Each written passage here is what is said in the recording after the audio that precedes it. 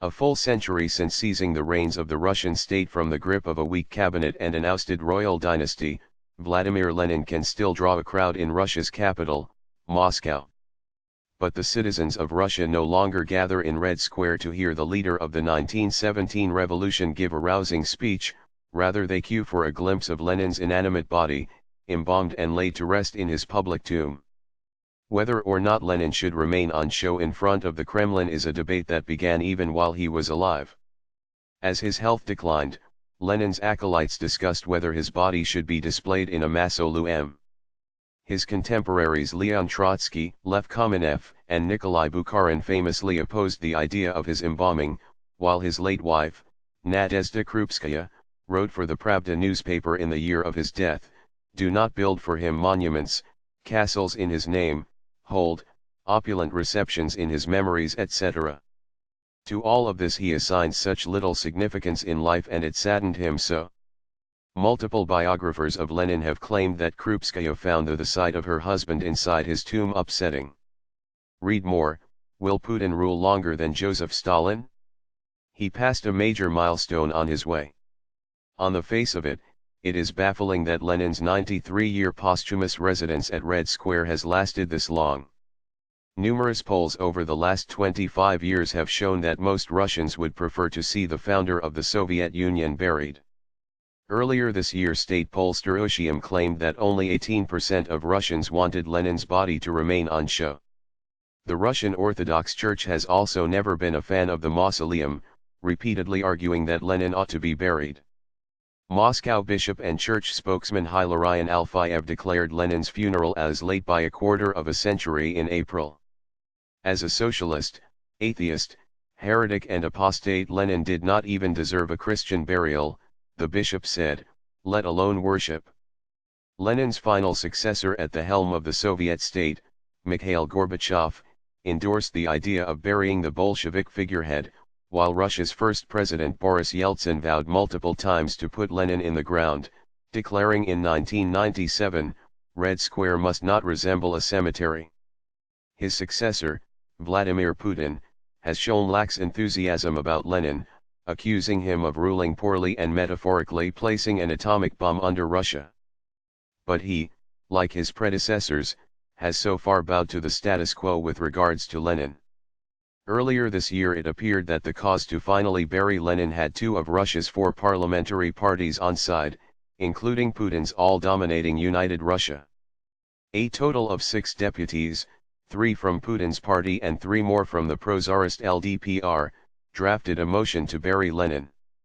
Customers walk past a shop with Russian matryoshka dolls decorated with portraits of the founder of the Soviet state Vladimir Lenin, Soviet dictator Joseph Stalin and Russia's President Vladimir Putin, at a market in the center of St. Petersburg, December 1, 2007.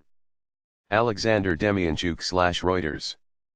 But Russia's Communist Party, which continues to revere both Lenin and Joseph Stalin as nearly infallible, oppose the move.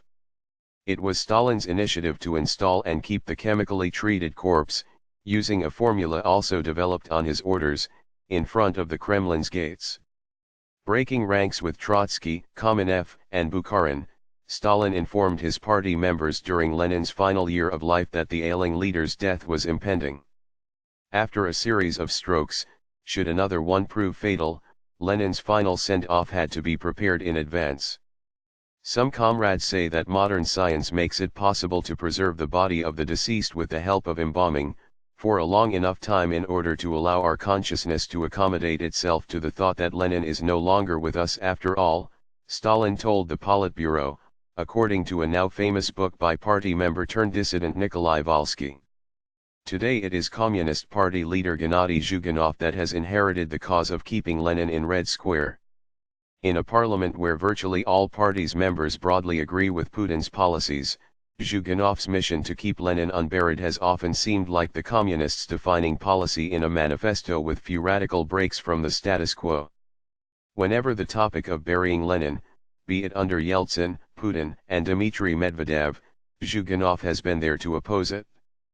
I do not see anything in this other than disgrace and vulgarity, Zhuganov said last week about the latest call to bury Lenin from liberal presidential hopeful Kasny Sobchak.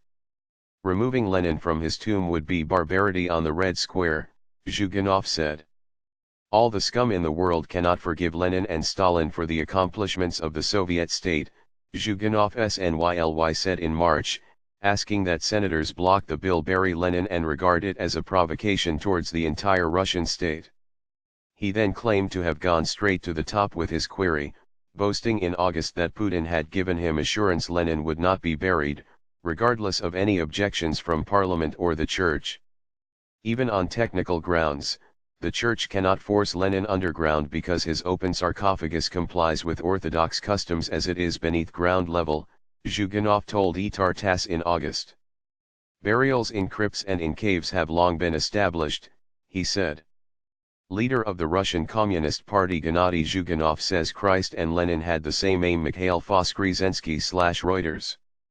In 2005, Zhuganov had the assurance of the regional head in Russia's Caspian Kalmykia Republic that should Moscow try to push Lenin out of his mausoleum, he would invest $1 million into moving the body out of Moscow and setting up the mausoleum in the regional capital Elista. Kalmykia President Kirsan Ilyumjanov said that Lenin, whose grandmother was from the region, would be welcome. Putin, who is generally not adverse to running roughshod over other Russian politicians, has steered clear from the mausoleum controversy for most of his career. Lilia Shevtsova, associate fellow at Chatham House's Russia and Eurasia program, says this is deliberate. I think that the key consideration is not to shake a boat at difficult times, she says. He does not need to give communists an extra incentive for anger. As diminished trade with the West and a recession after the annexation of Crimea hit ordinary Russians, Putin has relied on adopting an increasingly conservative outlook to maintain support. Courting older and working-class Russians, the Kremlin has increasingly celebrated Soviet and religious slogans.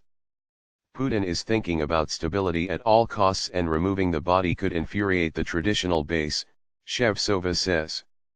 Despite opinion polls, no large group of Russians has threatened to cause trouble if Lenin remains in the mausoleum. He is hardly afraid of those who demand to close Lenin's chapter in Russia's history. The Kremlin has continued to tiptoe around the issue of putting Lenin in the ground. After Chechen President Ramzan Kadyrov and one of United Russia's most famous lawmakers Natalia Poklonskaya were the latest to field suggestions of burying Lenin on Thursday, Putin's spokesman refused to comment. Multiple opinions are voiced on the topic, Peskov said. With less than a week until the centennial of the Bolshevik Revolution, Putin has shown no sign that Lenin is going anywhere. The date was touted by some as the perfect time those like Zhuganov would stomach a funeral for the Soviet leader, given enough fanfare. The Kremlin is instead holding a World War II parade on the same day and keeping out of any Lenin talk. Besides, one more consideration is possible, Shevtsova says, noting perhaps Putin's ruling style has kinship with Lenin's. Removing Lenin's body would mean undermining one of the symbols of personalized power. Putin is not ready to do that.